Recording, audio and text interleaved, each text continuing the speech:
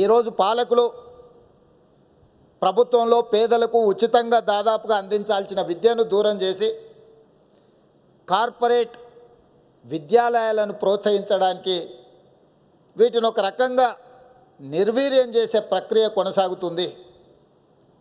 అందుకే నేను బాధ్యత తీసుకున్న మరుక్షణం మంత్రివర్గాన్ని ఏర్పాటు చేసుకోవడానికి ఎంత ప్రాధాన్యత ఇచ్చినో ఈ తెలంగాణ రాష్ట్రంలో తెలంగాణ ప్రాంతంలో ఉన్న విశ్వవిద్యాలయాల వైస్ ఛాన్సలర్ను నియమించడానికి కూడా అంతే ప్రాధాన్యత తీసుకొని ఎలాంటి వివాదాలకు తావు లేకుండా ఈ తెలంగాణ సమాజం పట్ల సంపూర్ణమైన అవగాహన ఉన్న వాళ్ళను తెలంగాణ సమాజం ఏం కోరుకుంటుందో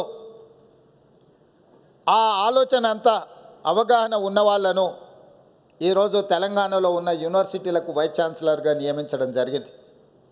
దీని వెనకాల చాలా ఆలోచనలు చేసినాం.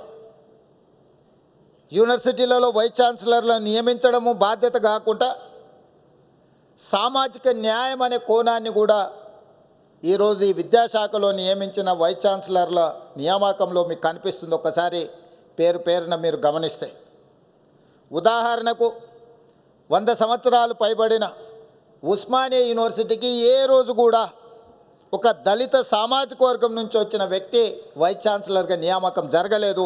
ఈ ప్రభుత్వంలో ఈసారి ఉస్మానియా యూనివర్సిటీకి 100 సంవత్సరాల తరువాత అత్యంత సమాజ నిర్లక్ష్యానికి లోనైన ఒక విద్యావేత్తను వైస్ ఛాన్సలర్గా నియమించడం ద్వారా చదువుకుంటే గొప్ప వ్యక్తులుగా రాణించవచ్చు.